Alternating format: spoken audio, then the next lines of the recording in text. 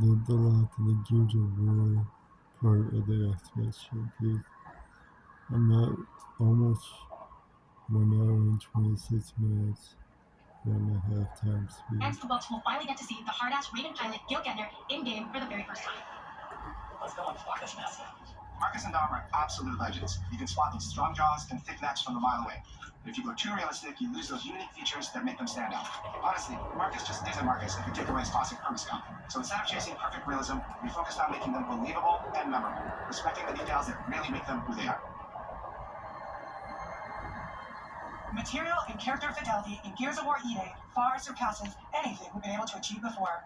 Our facial animation systems have been completely upgraded for EA, with 3 times more joints and over 350 facial shapes sculpted for each head alone to really represent the emotion in our characters.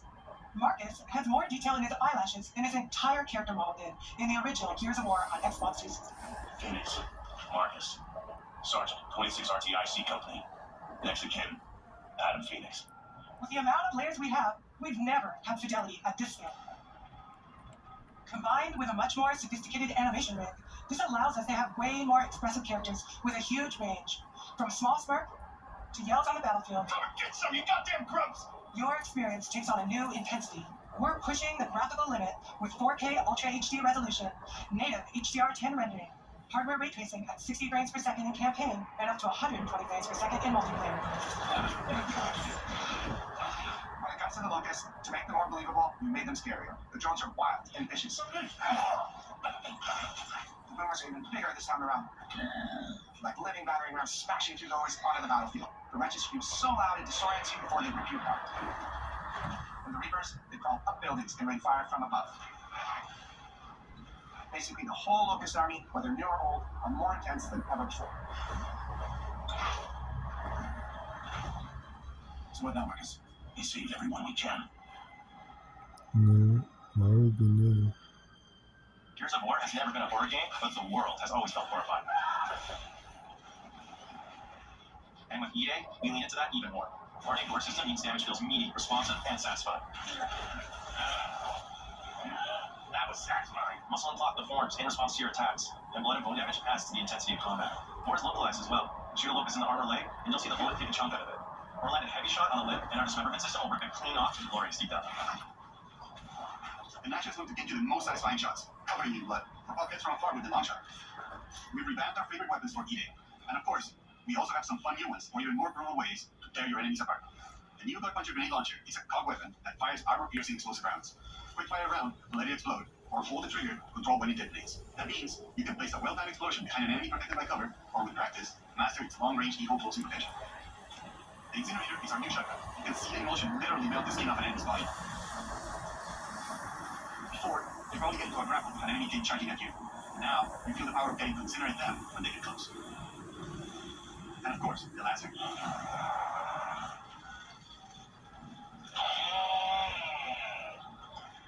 Nice. The creation of the Chainsaw Lancer is another origin story for lore that we wanted to show in EA. From the moment that Ty grabbed that chainsaw to rip through a locust at the superstore, to a prototype kit bash on the front lines of the invasion, all to deliver on that gratifying moment when you finally get to slice a grub in two.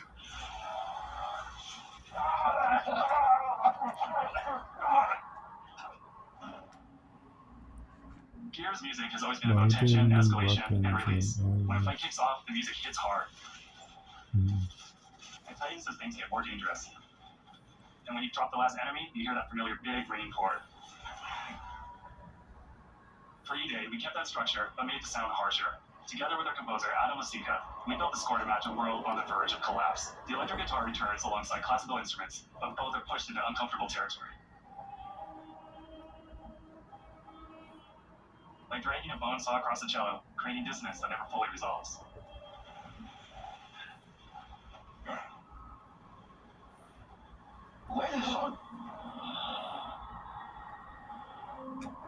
And then there's the sound design.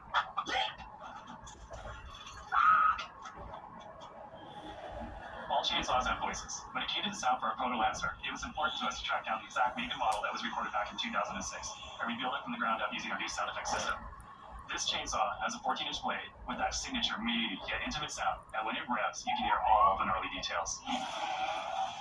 In terms of how you'll experience Kelowna, I always think about our acoustic system like this. I'm walking down a street and I hear the sound reflecting off the walls around me. Then I step into an alley and everything immediately tightens. I come back out into a wide space and the sound opens up again, almost like a cathedral. And it's not just those spaces, it's the transitions between them where the magic really happens. That's where things feel alive. That's acoustics in real time. It's a heavy world. And what better way to experience this dread and tension than through the music and sound that surrounds you? No other game does the squad like Dukes does. Our themes, our gameplay, our modes, they all revolve around this core element. It's not just about the brotherhood that you experience the stories. It's also about the bonds you create with your friends. Co-op has always been a part of our DNA. And like every great Gears game, you can bring your own squad to this thing. In campaign, all 4 characters are playable for the Slayer, and we support 4-player online co-op and 2-player split screen on console. In Versus, our sweaty squad-based PvP is back. The collection of 44 modes and all new maps set in location in and around the war-torn city of Kona. They combine classic Gears symmetrical PvP map design with new traversal opportunities. You'll put your skill to the test alongside a seasonal roadmap of killer content, almost all of which you can just earn by playing the game, completing the in-game challenges, events, and achievements. And today, we're excited to announce a dynamic new evolution of Gears' iconic PvE mode, Horde Siege. It's a 12-player mode where all 3 squads fight alongside each other to battle the Locust invasion and defend Kelowna across a range of city-based maps. We'll have more to share soon, and we hope you join us for our open beta weekends later this summer. We good? Sergeant Phoenix? Yes, we're back to it.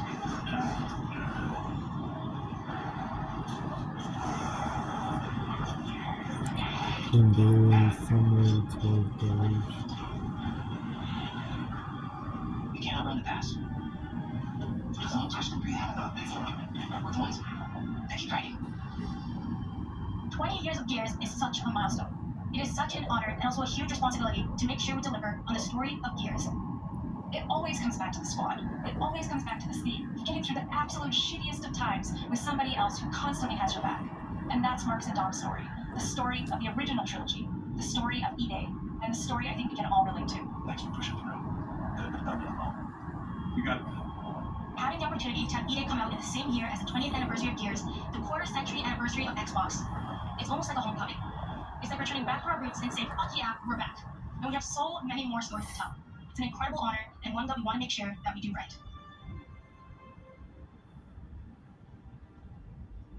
Die? What a nightmare. Untouched by any use of war. Destroyed in 2 nights. For us, the heart of Gears has always been about the bonds you make in the darkest of times. Inside the studio, we rally around a simple phrase: never fight alone. It guides how we build our stories, our gameplay, and our world. It's how we work as a team and the commitment we make to you, our fans. Everything comes back to that important idea: highs and lows together. And E-Day is the best expression of never fight alone that we've ever made. Whether you'll be picking up a Lancer for the first time ever, or you're as battle-hardened as Marcus Phoenix, there's always a place for you in the Gears squad when Emergence begins on October 6th.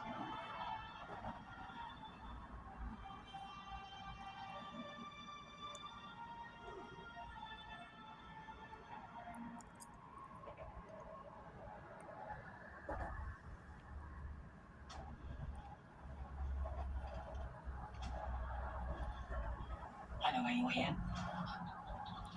Ladies and gentlemen, take your seats.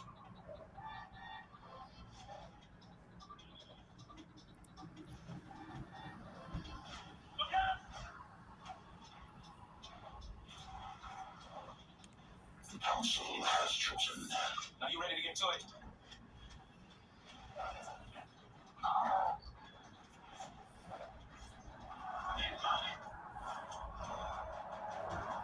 Do you expect us to go quietly?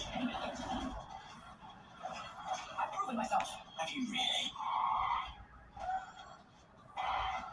I have come here to destroy you. Welcome to the surface.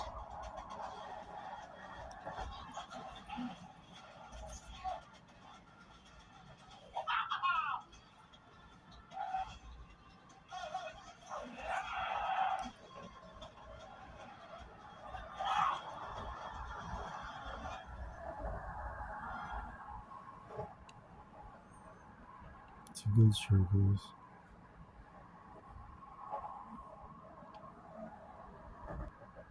Did the Fable gameplay Fable demo? is a beautiful open-world action RPG, packed with drama, jeopardy, and high-stakes choices that change the world. But at the heart of Fable is a game within a game. An endless interconnected life sim where you'll be remembered for changing people's lives, building property empires, manipulating the economic fate of entire settlements, and more. And as you do all this, you build different identities and experience a complex, nuanced morality that is so much more than good versus evil. It's what you do in Fable when you aren't saving the world, and we call it building an extraordinary life. Let's dive in. Here I am in the middle of Yorkshire, one of the 6 regions in our visually diverse open world.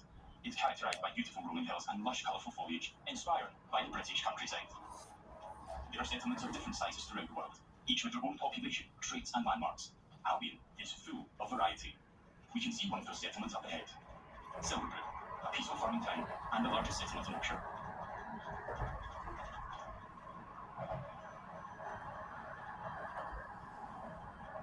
Silverbrook is all about farming, so it has an almost unhealthy obsession with vegetables, which can be seen in every detail of the environment.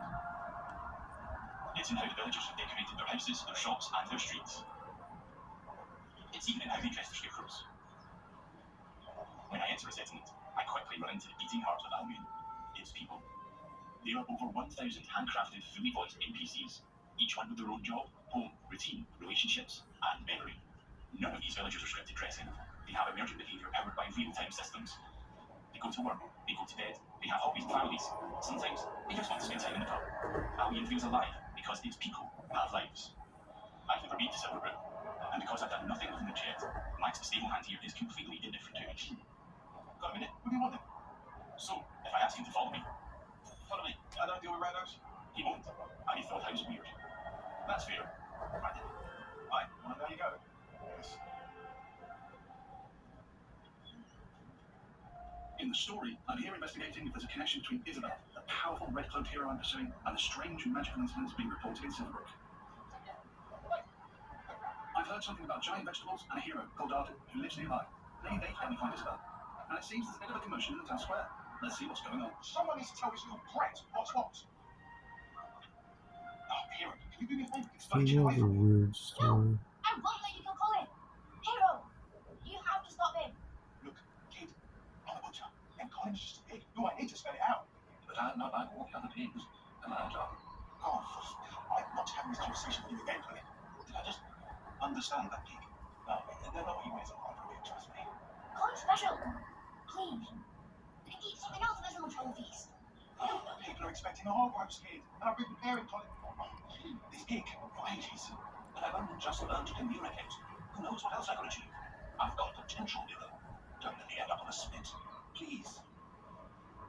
Well, this certainly qualifies as a magical incident. What you're seeing here is not a cinematic. It's just one of the hundreds of story conversations in our game. We have over 2 hours of high-quality, performance-captured cinematics, just like the ones you've seen in our trailers. But in these conversations, you'll make hundreds of branching dialogue choices that change what happens and how people feel about you. It's important to note that every choice has a consequence. It's up to me if Colin lives or dies, and I think he should live. I mean, come on, he's a talking pig. Let pig live. Yes. Thanks, hero. I knew you'd understand. No hard feelings, John. You don't make the decisions here. This is my pig, bought and paid for. I can see his point, so I'm going to pay the butcher. What's the pig worth to you? I got it. No, it's not just a pig. It's provisions, labour, faff. We're talking thousands. 2,000 gold. That seems pretty steep. All right, Colin's worth it. Yeah, let's cut your expenses. Fine. Those rumours about dates better be true. Feast going vegan this year. Hero, his name's Colin. I know you can win these, but I think you deserve more. Thanks. Maybe you can help me back. The guild sent me. There's been reports of strange things happening around here. Like what? Who's in charge around here? And where's Arden? Anyway. Arden isn't really clear on here. You should try the sheriff. His office is nearby. Come on, Colin. Let's go. I've spared Colin's life. I've also gained reputations as virtuous and shrewd.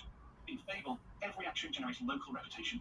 You'll eventually be known for the reputations you build, and everyone will judge you on their own moral terms, often directly. And this is at the centre of our complex, nuanced take on morality, evolving beyond just right and wrong. It reflects real life, where morality is multifaceted and subjective. One person's good is another person's evil. Even being merciful will divide opinion. Let's chat to some other folks and see what they think about me. However, Hey, you're that hero. this is Jack the Beggar. He's a commoner who's unemployed right now, which is a shame, given he's a hard-working sort of person. On the right is how he feels about me. Jack likes my virtuous reputation and thinks I'm principled. Other NPCs may feel differently about my choices, because each has their own moral view on the choices you make. There are lots of ways to interact with NPCs. I'm going to give some gold to Jack, because he seems nice, and he's a bit down with his luck. For you.